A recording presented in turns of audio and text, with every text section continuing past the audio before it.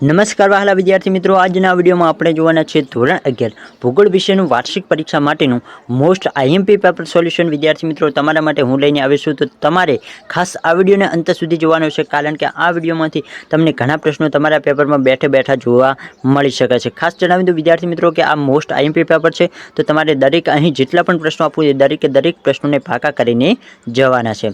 તો ચાલો વિદ્યાર્થી મિત્રો, આ વિડીયોની શરૂઆત કરીએ. વિભાગીય સૌપ્રથમ તમને આપવામાં આવે છે. વિભાગીયમાં તમને ખબર જ હશે કે 16 વિકલ્પો આપવામાં આવે છે, અને વિદ્યાર્થી મિત્રો હું તમને દર વિડીયોમાં જણાવું છું કે વિકલ્પોમાં તમારે ખાસ તૈયારી કરીને જવાનું છે. જો તમારી પાસે નવનીત હોય તો ખૂબ સરસ વાત છે.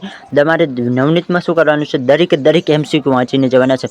સ્વાધ્યાયના તો ખાસ વિદ્યાર્થી મિત્રો, બીજા તમે એમસીક્યુ નહીં વાંચો તો ચાલશે, પરંતુ તમારે જે ચોપડીમાં સ્વાધ્યાયના એમસીક્યુ હોય છે દરેક એમસીક્યુને ખાસ વાંચીને જવાના છે, કારણ કે એમાંથી જ ઘણા ખરા તમને વિકલ્પો પૂછવામાં આવતા હોય છે. તો વિદ્યાર્થી મિત્રો, તમારે ખાસ એ વિકલ્પો વાંચીને જવાના છે.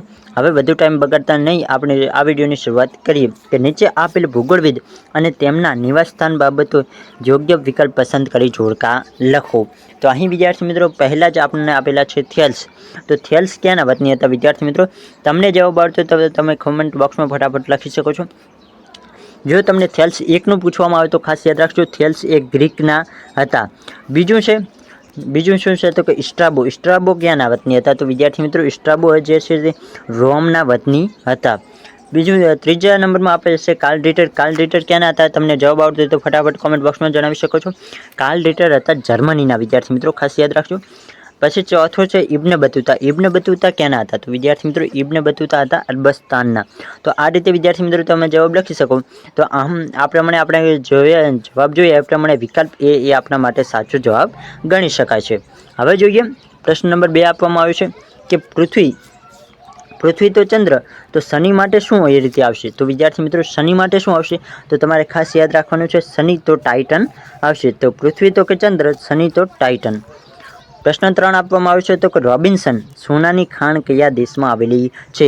ખાસ મોસ્ટ ઇમ્પોર્ટન્ટ પ્રશ્ન છે વિદ્યાર્થી મિત્રો, ઘણીવાર વાર્ષિક પરીક્ષામાં પૂછાઈ ગયેલો પ્રશ્ન છે, અને તમને હજી સુધી ના આવડતો હોય તો વિદ્યાર્થી મિત્રો યાદ કરી લેજો. અને તમને અહીં કન્ફ્યુઝ કરેવા પણ 2 વિકલ્પો આપ્યા છે, દક્ષિણ આફ્રિકા અને દક્ષિણ કોરિયા. તો તમારે ખાસ યાદ રાખવાનું છે, દક્ષિણ આફ્રિકામાં રોબિન્સન સોનાની ખાણ આવેલી છે. દક્ષિણ કોરિયા નહીં, પરંતુ ક્યાં? તો કે દક્ષિણ આફ્રિકામાં રોબિન્સન સોનાની ખાણ. કઈ ખાણ? તો કે રોબિન્સન સોનાની ખાણ દક્ષિણ આફ્રિકામાં આવેલી છે. પ્રશ્ન નંબર 4 આપવામાં આવ્યો છે, જો અંદમાનના દરિયામાં ઊંડે ભૂકંપ થાય તો ઉત્પન્ન થનાર સુનામી નીચેનું કયું શહેર સીધી અસર અનુભવશે? તો વિદ્યાર્થી મિત્રો, કયું શહેર અનુભવશે? તો તમારે ખાસ યાદ રાખવાનું છે. તો અહીં વિદ્યાર્થી મિત્રો જવાબ આવશે બી, આઈ અને આઈવી. તો કયા શહેર છે? તો કે વિશાખાપટ્ટનમ અને બીજું કયું છે તો કે ચેન્નઈ. આ બંને શહેરને વધુ અસર થતી જોવા મળશે. તો બી જવાબ સાચો આવશે. આગળ જોઈએ, મુખ્ય ભૂતકતીઓની સંખ્યા કેટલી છે? વિદ્યાર્થી મિત્રો, તમને આ પ્રશ્નનો જવાબ આવડવો જ જોઈએ, કારણ કે મોસ્ટ ઇમ્પોર્ટન્ટ પ્રશ્ન છે. આ પણ ઘણીવાર પૂછાય એવો પ્રશ્ન છે. તો તમારે યાદ રાખવાનું છે વિદ્યાર્થી મિત્રો, મુખ્ય ભૂતકતીઓની સંખ્યા 7 છે. સૌથી કઠણ ધાતુ, સૌથી કઠણ ખનિજ કઈ છે વિદ્યાર્થી મિત્રો? તો ખાસ તમારે યાદ રાખવાનું છે, સૌથી કઠણ ખનિજ કઈ છે? તો જવાબ આવશે વિદ્યાર્થી મિત્રો બી, હીરો એ સૌથી કઠણ ખનિજ કહી શકાય છે. આગળ જોઈએ, પ્રશ્ન નંબર 7 આપવામાં આવ્યો છે તો કે સમુદ્ર પાણીથી રચાતા સરોવરને કયા નામથી ઓળખવામાં આવે છે? તો કે સમુદ્રના જે પાણી હોય એનાથી રચાતા સરોવરને કયા નામે ઓળખવામાં આવે છે? તો ખાસ વિદ્યાર્થી મિત્રો, તમારે આ પણ પ્રશ્ન પૂછાયો છે, તો યાદ રાખવાનું છે, લગુન નામથી ઓળખવામાં આવે છે. તો કે સમુદ્રના પાણીથી રચાતા સરોવરને લગુન નામથી ઓળખવામાં આવે છે. પ્રશ્ન 8 છે કે નીચેનામાંથી કયો વાયુ ગ્રીન હાઉસ વાયુ નથી? તો ગ્રીન હાઉસ વાયુ નથી એવું પૂછવામાં આવ્યું છે. તો વિદ્યાર્થી મિત્રો, તમારે યાદ રાખવાનું છે N2O2. તો N2O2 છે જે ગ્રીન હાઉસ વાયુ નથી. તો બી વિકલ્પ સાચો આવશે. આગળ આપેલો છે પ્રશ્ન 9 વિદ્યાર્થી મિત્રો, કે નીચેની આકૃતિ જોઈને પ્રશ્નાર્થ ચિહ્નનો સ્થાને જવાબ લખો. તો કે અહીં તમને સૂર્ય આપવામાં આવ્યો છે, જ્યારે અહીં શું આવશે? તો આનો જવાબ તમારે લખવાનો છે. અહીં તમને નીચે વિકલ્પો પણ આપવામાં આવ્યો છે, તો જવાબ આવડતો તો તમે કમેન્ટ બોક્સમાં જણાવી શકો છો. શું આવશે? તો અહીં તમે જવાબ આવશે આલ્બેડો. તો અહીં તમારે લખી શકો કે આલ્બેડો. તમારે એમ લખવાનું નથી, પરંતુ જવાબ બીનો કરી અને આલ્બેડો તમે પુરવણીમાં લખી શકો છો. અહીં વિદ્યાર્થી મિત્રો એક 9મા પ્રશ્નમાં બીજો આપેલો છે કે દ્રષ્ટિહીન વિદ્યાર્થીઓ માટે છે. તો અહીં તમને લખેલું આપવામાં આવ્યું છે દ્રષ્ટિહીન વિદ્યાર્થીઓ જે આંખે ના દેખી શકતા હોય એવા વિદ્યાર્થીઓ માટે અહીં પ્રશ્ન લખેલો છે. તો એમાં પણ જવાબ આલબેડો આવશે. 10મો પ્રશ્ન છે કે નીચેની આકૃતિ કઈ લહેરોનો નિર્દેશ કરે છે.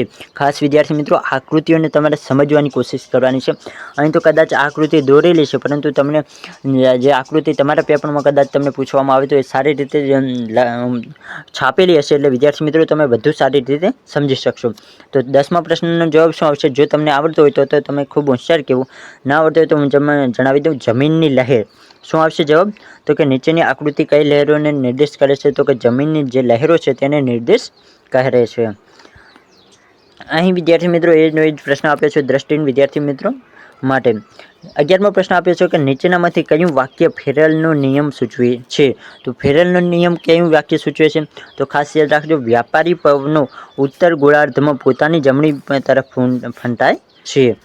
આગળ જોઈએ, પ્રશ્ન નંબર 12 આપવામાં આવ્યો છે કે નીચેના વાક્યોમાંથી કયું વાક્ય ખોટું છે? તો નીચેનામાંથી કયું વાક્ય ખોટું છે? તો તમારે ખાસ યાદ રાખવાનું છે, મેક્સિકોના અખાત અને પશ્ચિમ ઓસ્ટ્રેલિયાના કિનારે દિવસમાં 2 વાર ભરતી આવે છે. આ વાક્ય સરાસર ખોટું છે.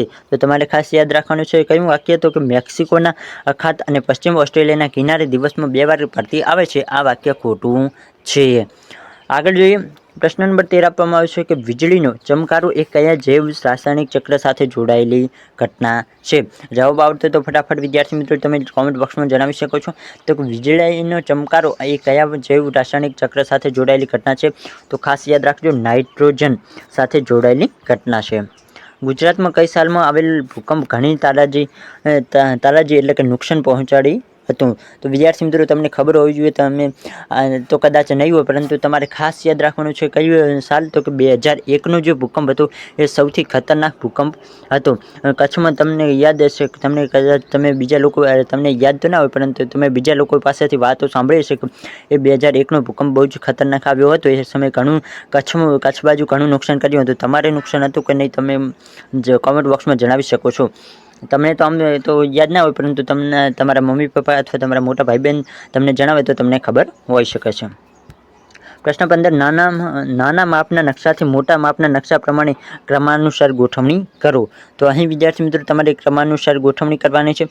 તો કયો વિકલ્પ સાચો આવશે? તો ખાસ યાદ રાખજો, 4 3 2 1. તો અહીં વિદ્યાર્થી મિત્રો 4 3 2 1 સાચો વિકલ્પ આવશે, એટલે કે પહેલું ચોથું, પછી ત્રીજું, પછી બીજું અને પછી પહેલું. તો અહીં વિદ્યાર્થી મિત્રો એ રીતે તમે જવાબ લખી શકો છો. પ્રશ્ન 16, વિધાન અને કારણ.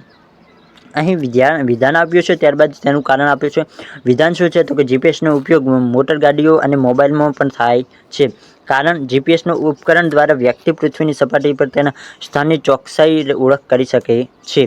તો આમાં વિદ્યાર્થી મિત્રો તમારે જવાબ લખવાનો શું છે? તો કે એ અને આર બંને સાચા છે અને આર એનું યોગ્ય સ્પષ્ટીકરણ છે.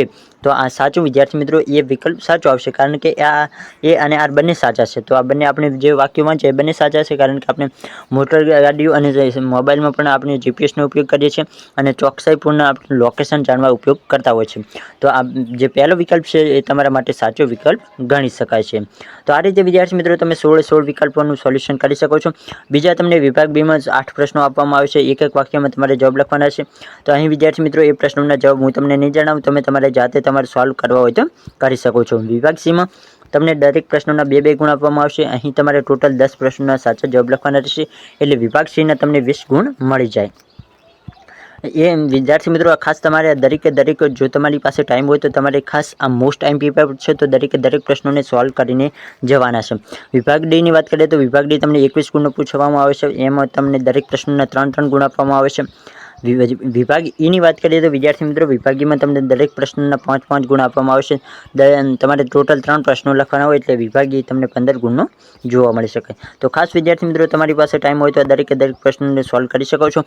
બાકી આજનો વિડીયો પસંદ આવે તો વિડીયોને લાઈક કરો, આપણી યુટ્યુબ ચેનલને જરૂરથી સબસ્ક્રાઈબ કરો.